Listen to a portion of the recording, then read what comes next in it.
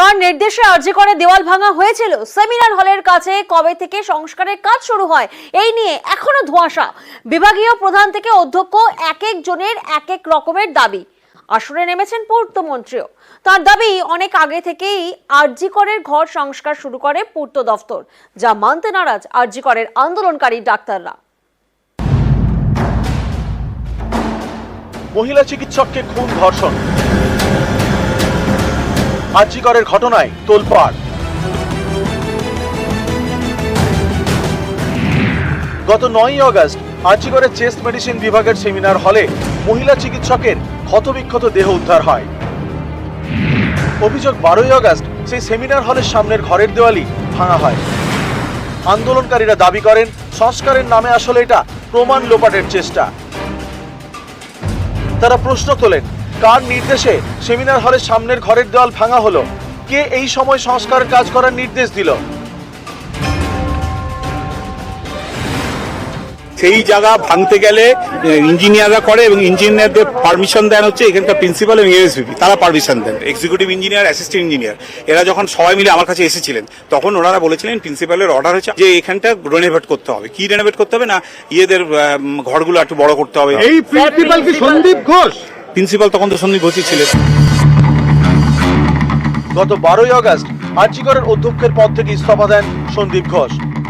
অভিযোগ, সেই দিনই ওই ঘর সংস্কার শুরু হয়, দেওয়াল ভাঙা হয়। গত কয়েকদিন ধরে সন্দীপ ঘোষকে জিজ্ঞাসাবাদ করছে সিবিআই। সূত্রের খবর, সেখানেও উঠেছে দেওয়াল ভাঙার প্রসঙ্গ।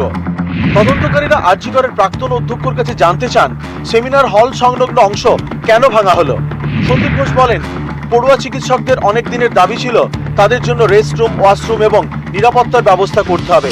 সেই মতোই সংস্কারের কাজ শুরু হয়। মাসখানেক আগে ওয়ার্ক অর্ডার এসেছিল। স্বাস্থ্য দপ্তরের আধিকারিকদের সঙ্গে কথা বলেই কাজ শুরু হয়েছিল।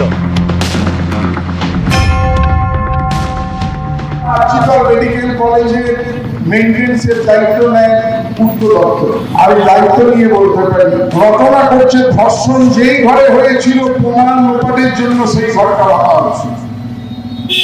যেটা সত্য, সেই ঘর ভাঙা হচ্ছিল সেটা অন্য একটি পরিত্যক্ত ঘর এবং ঘটনার অনেক আগে থেকেই সেই কাজ চলছিল।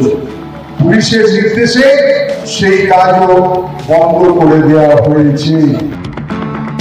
পূর্তমন্ত্রীর দাবি মানতে নারাজ আরজি করেন আন্দোলনকারী পড়ুয়ারা।